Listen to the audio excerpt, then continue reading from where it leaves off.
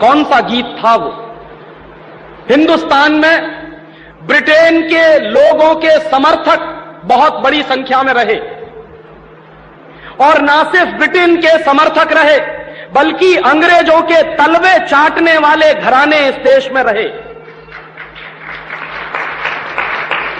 अंग्रेजों की जी हजूरी करने वाले घराने इस देश में रहे, और जिन खानदानों ने अंग्रेजों के जितने ज्यादा तलवे चाटे, उन्हीं खानदानों का नाम इस देश में गर्व से लेते हैं लोग।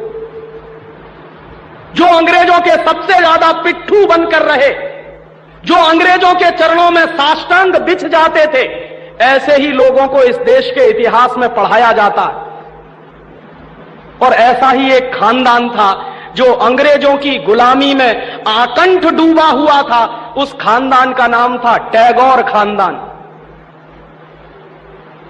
और उस टैगोर खानदान का एक व्यक्ति था जिसका नाम था रविंद्रनाथ टैगोर।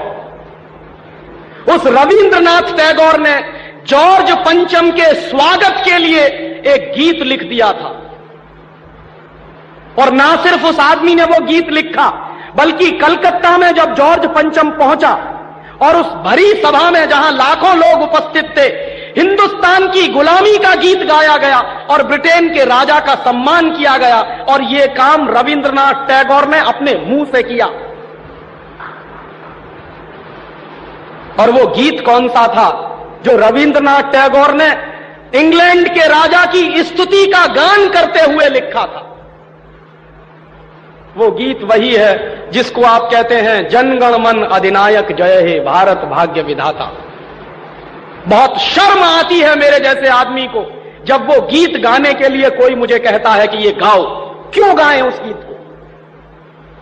रविन्द्रनाथ टैगोर तो चापलूसी करते थे अंग्रेजों की, रविन्द्रनाथ टैगोर तो चाटुकार थे अंग्रेजों के, और रविन्द्रनाथ टैगोर तो साइकोफेंट थे अंग्रेजों के। इसलिए उन्होंने अंग्रेजों के राजा के सम्मान में वो गीत लिखा था। मैं तो नहीं हूं, मुझे तो अंग्रेजों की चापलूसी से कोई मतलब नहीं है।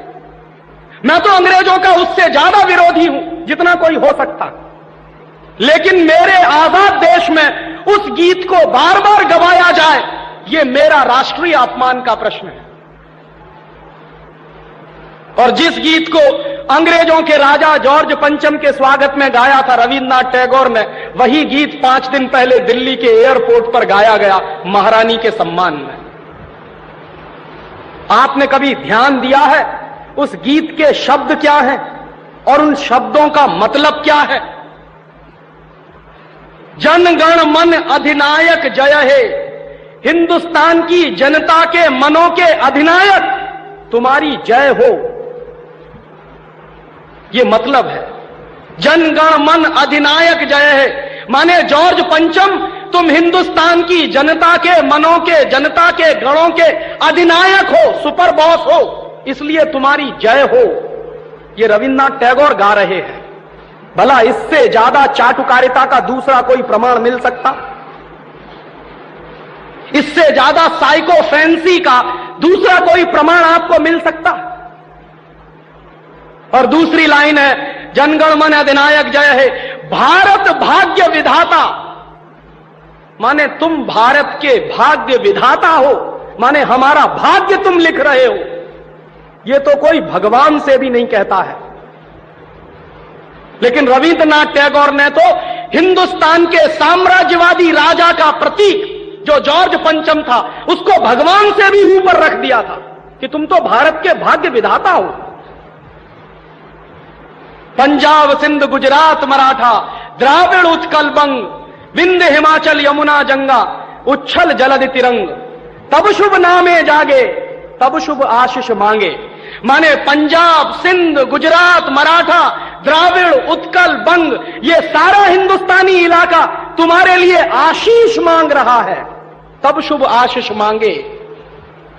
तुम्हारी भलाई की प्रार्थना कर रहा है। ये पूरा हिंदुस्तान जो अंग्रेजों की गुलामी में सिसक रहा था, उसको रविन्द्रनाथ टैगोर लिख रहे हैं कि ये सारा का सारा हिंदुस्तान तुम्हारे लिए आशीष मांग रहा है,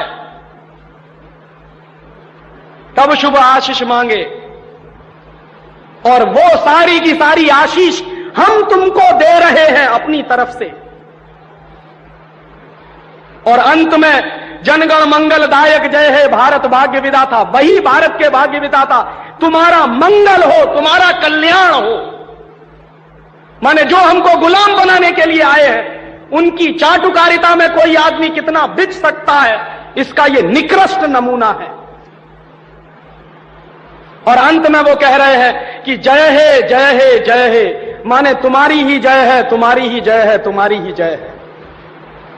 ऐसा गुलामी का प्रतीक गीत ये गुलामी के दिनों में गाया गया एक ऐसे हिंदुस्तानी की तरफ से जिसको शायद आप बड़े श्रद्धा की नजर से देखते हैं। और ये गीत जब गा दिया था उन्होंने और चरणों में बिछ गए थे रविंद्रनाथ टैगोर, तब अंग्रेजों ने उनको नोबेल प्राइज दिलवा दिया था पुरस्कार के रूप में। रविंद्रनाथ टैगोर को ऐसे ही नोबेल प्राइज नहीं मिला था। अंग्रेजों ने कुछ नियम बनाए थे, कुछ परंपराएं बनाई थी। और अंग्रेजों के नियम क्या थे? जो अंग्रेजों की जितनी ज्यादा चाटुकारिता करे, जो अंग्रेजों के जितने ज्यादा पैर चाटे, उसी को अंग्रेजी सरकार राय बहादुर का खिताब देती थी। उसी को अंग्रेजी सरकार हिंदुस्तान में और इंग्लैंड में नाइटहुड की पदवियां दिया करती थी। ऐसे ही लोगों को अंग्रेजों की तरफ से इनाम मिलते थे, क्योंकि वो अंग्रेजों के चरण चाटते थे और हिंदुस्तान को गालियां देते थे। और ऐसे चरण चाटू लोग आपने नाम सुना है, हिंदुस्तान के राजाओं के दरबार में कुछ चारण और भाट हुआ करते थे। वो चारण और भाट क्या करते थे?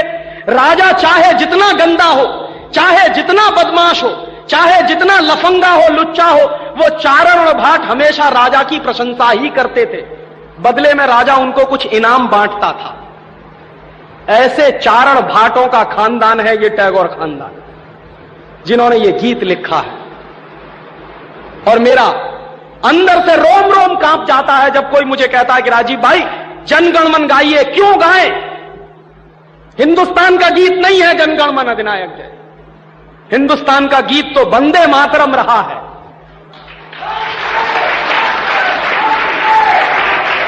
और यह वंदे मातरम जैसा गीत जो हिंदुस्तान की आजादी की लड़ाई का प्रतीक था, जो हिंदुस्तान के लोगों में खून में जोश भरने का काम करता था, उस वंदे मातरम जैसे गीत को हिंदुस्तान में राष्ट्रीय गीत का दर्जा दिलवाने में 50 साल लग गया हमको, अब जाके हुआ है। लेकिन जो गुलामी के जमाने का गीत था जनगण मन अधिनायक जय है, वो आजादी के तुरंत बाद हिंदुस्तान के उन गुलाम लोगों ने, जो शरीर से आजाद होंगे लेकिन दिमाग से गुलाम होंगे, हिंदुस्तान का राष्ट्रीय गीत बनाया था उन्होंने। और आप में से बहुत कम लोग जानते होंगे कि कांग्रेस के 2 अधिवेशन हुए थे, जिन दोनों अधिवेशनों में यह फैसला हुआ था सर्वसम्मति से कि हिंदुस्तान की आजादी के बाद जनगण मन हमारा राष्ट्रीय गीत नहीं रहेगा। यह फैसला हुआ था कांग्रेस की समिति में। लेकिन उन्हीं कांग्रेस के लुच्चे नेताओं ने आजादी के बाद उसी को अपने देश का राष्ट्रीय गीत घोषित करवा दिया।